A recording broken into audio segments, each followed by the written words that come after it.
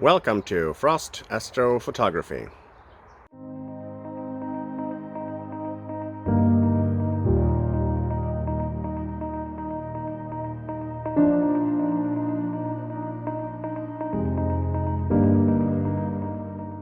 We haven't had that many clear nights since the end of August. Just a couple of nights, and I have managed to get some hours of imaging in. Hopefully this will turn in November, and I will also be able to share some new processing tips with you from PixInsight, and also of course some images. In this video, however, we're going to take a look at the Flatmaster 150, a LED flat panel that you can use to take your flat frames. I've been using a normal LED panel to take my flats, and the main difference between the Flatmaster 150, which is a dedicated LED flat panel, it is that you can adjust the amount of light shining through, or the strength of light, I should say. This is very useful in two ways. The first thing is that you don't need to use printer paper, white cloth, or any other material to lower the strength of the light, because you can adjust that on your Flatmaster.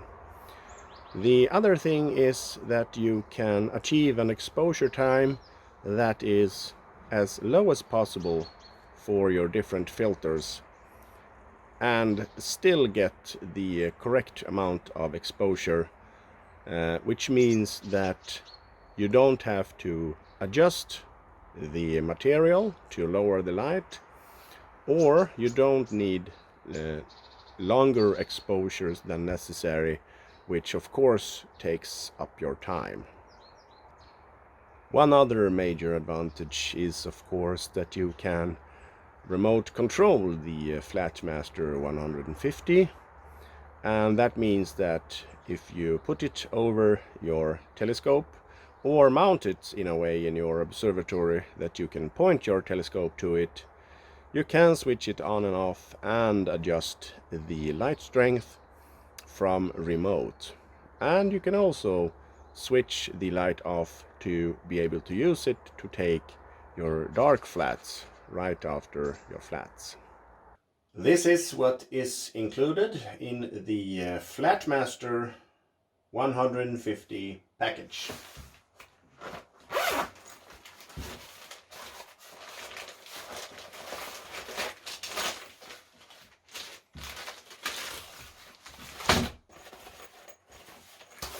A carrying case,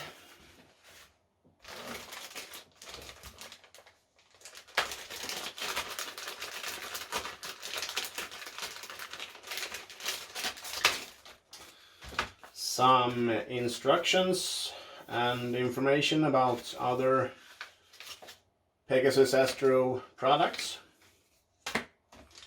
I have a USB cable. It's type B, type A. And I have some plastic adapters to fit to my Flatmaster so that it can be mounted on telescopes of different sizes. And this is the Flatmaster itself.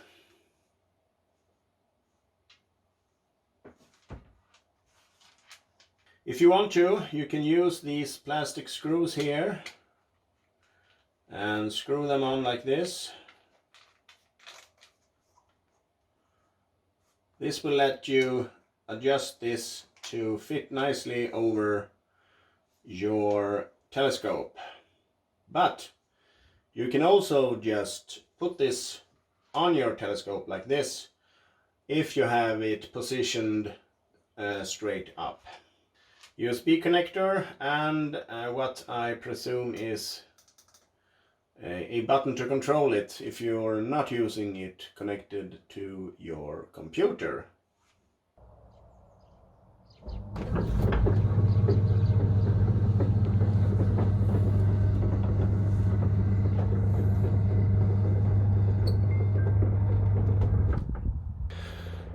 It is now in the observatory position, and I'm going to make a new flat frame position.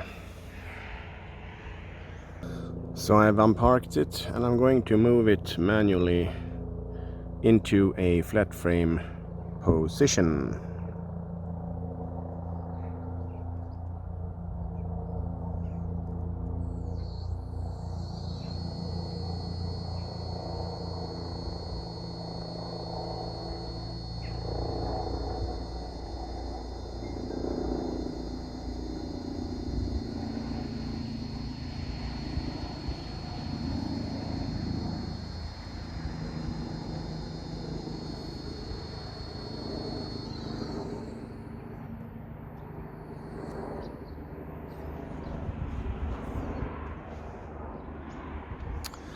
Something like that looks good. Park to flat frame position, and I'm going to press set here, and I'm going to park it to my observatory position.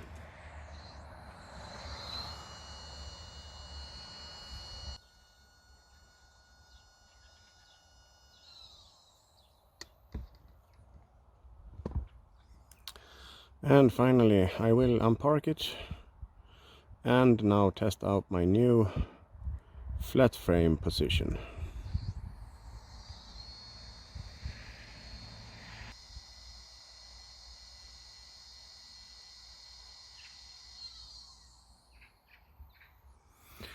Very good. As you might have noticed, I've attached some tape to my USB hub here, just to avoid the light.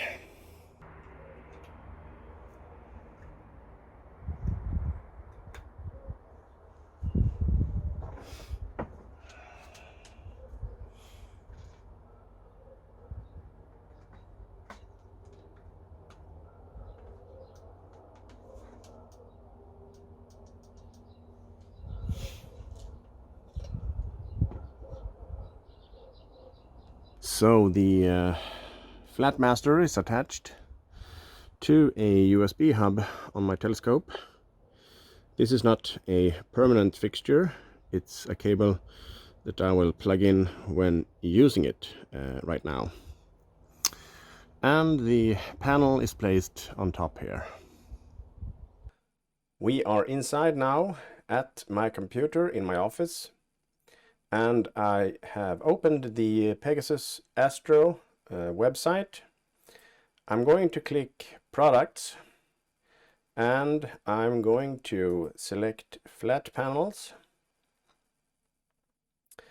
and I'm going to select the Flatmaster 150, and we're going to scroll down to Documentation and Software and click on Software, and then we have the Unity platform. That is the new standard software for all Pegasus Astro products. I'm not really sure if we need the Flatmaster Control software, but I'm going to download that as well. I'm going to remove this old one that I downloaded earlier, and I'm going to install the Pegasus Astro Unity platform. Going to click yes on that, and I'm going to agree to your terms and conditions. As always, I promise to give you my firstborn child and my pet. Waiting for the wizard to extract files and copy them and finish the installation. I have a new icon there. Let me just also quickly install the Flatmaster control panel. Agree to that, install. Click on yes to allow that to happen. And there we have the panel. I'm going to use N.I.N.A, but I'm starting off with the CCD flats aid in Astrophotography Tool. You can find that under Tools and CCD flats aid. This is a simple tool to figure out your exposure time in relation to the brightness of the Flatmaster. I'm using a target ADU of 32,000, and that is basically 50% of the capacity of my camera. And I can configure minimum exposure and maximum exposure here, as well as gain and binning. I can also use this to automate for all of my filters at once, but for right now I'm testing the filters separately. I've started my Flatmaster control panel. I have connected it and set it to the default brightness profile and a brightness setting of 1. That is the minimum brightness, because I've noticed that the Flatmaster 150, at least this version, is very bright when using the broadband filters. I was hoping to get exposure times of 3 seconds or more because of my camera, but that seems impossible. I'm now going to demonstrate. I've done 2 filters, the luminance and red. Now I'm going to switch to green. I've set my flats aid to start at 0.1584, because that was the value that I got for my luminance filter. And I'm simply clicking run now, and it will test that. First, it got a target ADU of 10,000. Now it's going to try with a higher setting.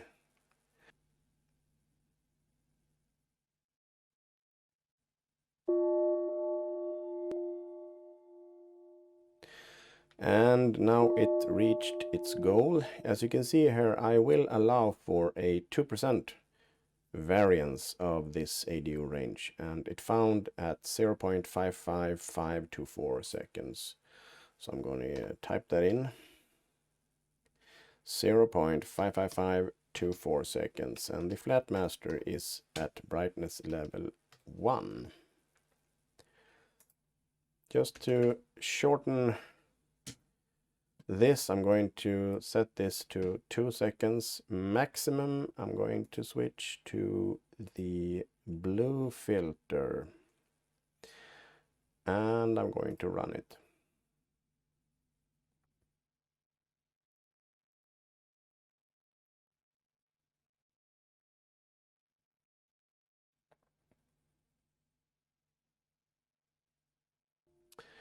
And it found a good exposure of 0.59003. And the strength is still at 1. So you can see 0.15, 0.36, 0.55, 0.59. And that was the broadband. Now we're going to check out the narrowband filters. I've finished with all the filters, and I had to adjust the brightness several times, but in the end I found that brightness of 15% works good for the narrowband filters. And then I have an exposure of 3.25, 2.75 and 2 seconds. And for the broadband filters, I had to use the lowest setting of 1%. And even then, I had to keep my exposures below 1 second. I did not account for this. I thought that the Flatmaster would not be as bright on the lowest setting, but it was.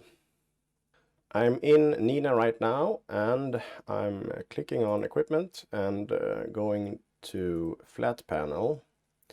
And in this box you select the Pegasus Astro Flatmaster and make sure that you select auto for your serial port if that has not been selected automatically. And a bit of a warning here: if you have the Pegasus Astro Flatmaster control panel open, the connection will fail. But if you don't have that open, if you have it open, close it. If you don't have it open, click on connect, and N.I.N.A will connect to your Flatmaster. And here you can toggle on and off. We see that it is on now. We have a strength, have a brightness that you can set. I'm going to go down to the flat wizard. I'm going to take one flat. I want the minimum exposure to be 0.1 seconds, maximum 5, the step size 0.05. This is important now because the Flatmaster is very bright with broadband filters. And I want the brightness of the flat panel to be 20, that is the minimum. And the mean target 50% of my ADU with a 5% tolerance. I want to do this for all broadband filters.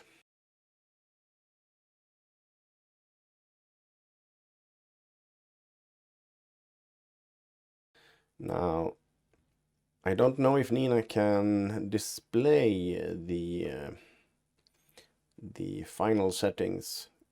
I'm really new to N.I.N.A, but it will store the exposure time in the file name because I've set it, and we can see that we have a 0.22 second for the luminance. So I'm going to update my documentation here and say for the luminance this is APT, and for N.I.N.A we have a 0.22 seconds, and the Flatmaster is at 20. So we're testing out, let's say we're starting with the oxygen 3 because that is the lowest. So the O3 will start at 2 seconds and a maximum of 5, 0.1, and the brightness, I think 220 was maximum. 15, let's set this to 50.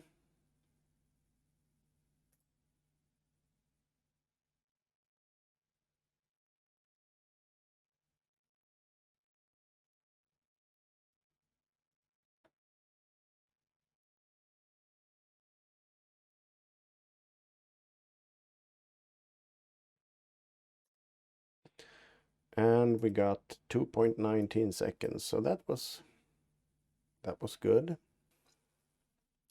So I would recommend using the Flat Wizard and also using the multi-mode, and for each filter configure the minimum and maximum exposure and the step size, the brightness of the panel that you have come up with, and then turn on for each filter that you want to take flats for.